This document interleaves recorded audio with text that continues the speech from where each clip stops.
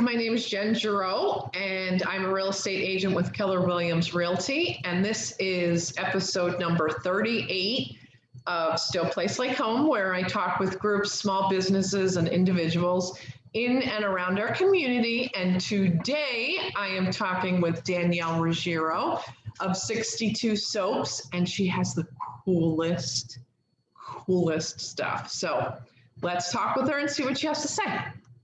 All right, you get to see my lovely basement, ladies. You know what? I love it because that's where you're working out of, right? I think it's great, and that's the beauty of a small business.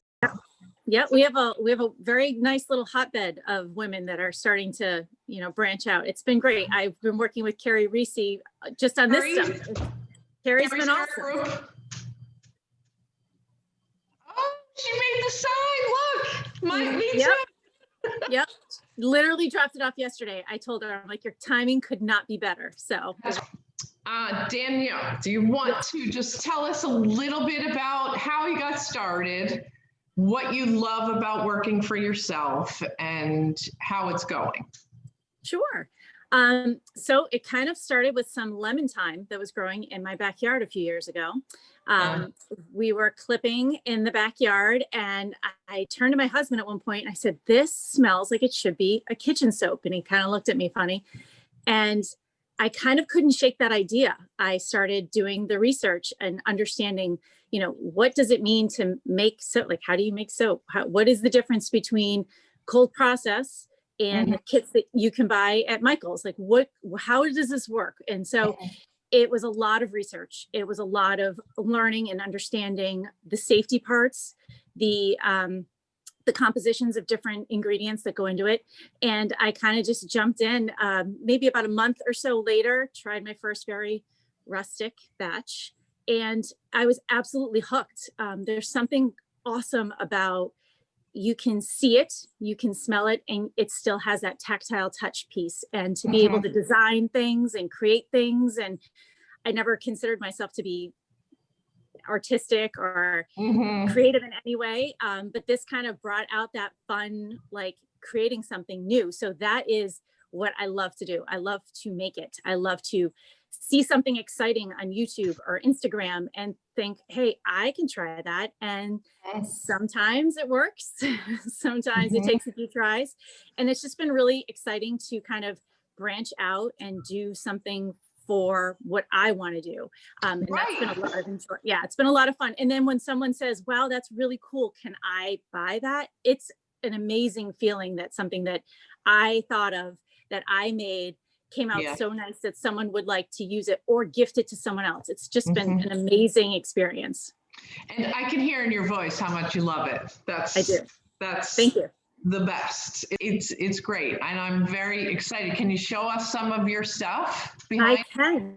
I can. So I obviously am making a lot of Christmas stuff right now. So this guy right here, just simple lines, goat milk. So it's going to be awesome when it's used. So that's always exciting.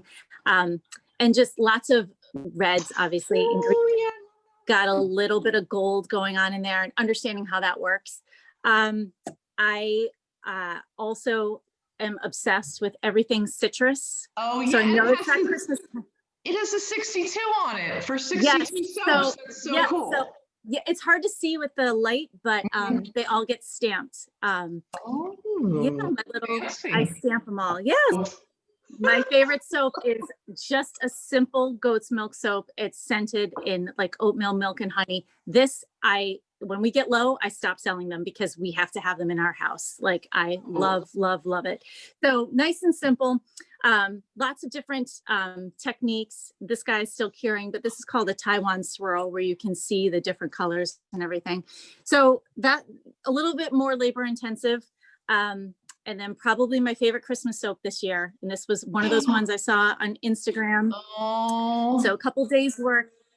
Yeah. So this guy I'm calling Silent Night, and it's got just nice little simple, it looks simple. It wasn't simple to make, but candles, and scented in just a lovely scent, Christmassy, makes you want to, grab some hot cocoa and sit under a tree. So that's been a lot of fun. And then that sparked this. So my youngest son's birthday is in February, and he has been begging me to make him a birthday cake. Oh, So once I was able to do one, so that was really exciting. And I love doing stuff like that. He still gets really excited. My other two boys, not so much. So anything that, they'll be excited about, I try to jump on that. And then one of my other new favorites for Valentine's Day, I started piping roses. I don't know if you can see. So that's been a lot of fun to do. So the Valentine's Day stuff is, I know we're all Christmas right now, but as a sober, you got to think ahead a little bit. Cute. Yes. Thank you. So yeah, lots of fun ones. Tell me how it's priced, how you price it. So it varies. It varies a little bit just based on the ingredients. So something that has, like this guy right here, I made with beer. So it's a little bit more expensive. This would be a $7 bar. And the beer makes it a little bit more sudsy, a little bit more bubbly just because of the sugars in the beer. And then something like this guy right here is made just with the basic simple with the water. This is just a cubed confetti. You can see little bits of pieces of Christmas in that guy. So this guy would be closer to $6. And then obviously the more labor intensive ones, I've had to put a little bit more into that. So this one would be $8. We had some fun guys that were at Shelburne Farms. This was made with Shelburne's apple cider. So this is apple cider soap. I have a few of these guys left, and that was a lot of fun to be there for them this past year. So it's been a lot of fun for sure. I see some candles behind you. Yes. So when my oldest son was born, he had really bad eczema. So everything we had in the house was fragrance free and sensitive skin. But when we started doing this, I kind of explored what we could make a soap smell like. And there's a lot of phenomenal fragrances out there. So I started buying them and I started buying lots and lots of them. And so to try to keep my husband from yelling at me, I started making soy candles as well, which is a wonderful way to use what I kind of already had sprung off on. And they're a little bit shorter of a curing time. So it's a little bit easier to make them at this point because they'd still be ready to go before Christmas. And those guys I have at $15 a piece. So it's all 100% soy. Soy candles burn clean. So it's a great choice for, as opposed to a paraffin wax that tends to not be as great to have in the home. First of all, the soaps are reasonable. I mean, it's a gift for under $10. And the candles, the same thing. Candles I think if you're a candle person, you're definitely a candle person. Exactly. And I did explore and find, this is my latest obsession. These are Dole Bowl candles that I just started making about 2 months ago. These things are really cool because once they're done burning, you can take the wax out of them and you have a cool bowl that you could throw your keys in. I like the little soap dish too. Do you sell those as well? So those, my good friend, Carrie Reese, I asked her, I said, listen, I don't even know if this would be on your plate right now. This is probably beneath you, and she was more than happy to help me out.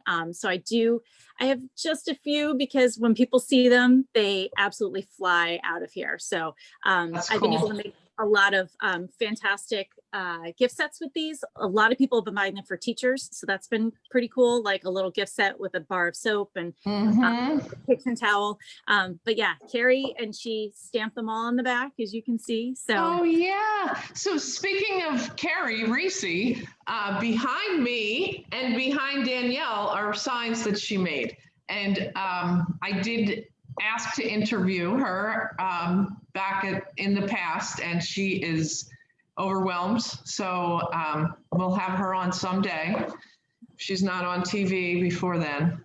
So anyway, it's this is exactly the stuff that I love talking about on this video, because I love locally sourced stuff and people that are doing things on their own, and lots of hurdles with a small business, and you're in your basement, and I think it's awesome.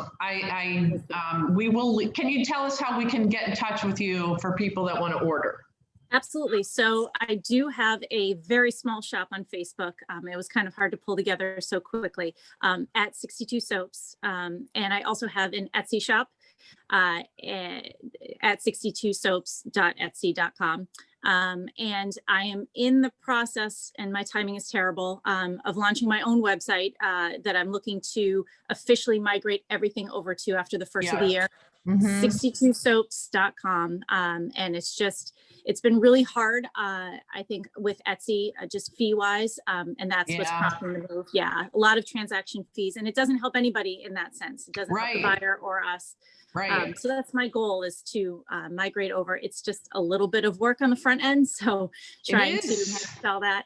Yeah. I mean, having a small business, and Rosanna and I had a small business years ago together, and it's, you love what you do. And then on top of what you're doing, you have to run the business. And that's the challenging part. And, your roles at home, and it's tough. It really is. So I wish you a lot of luck, and I will be ordering some soaps for my people and me. Thank you so much, Jen. I appreciate it. Really, it's been awesome. I appreciate the support. Good. It's great. You're going to do great.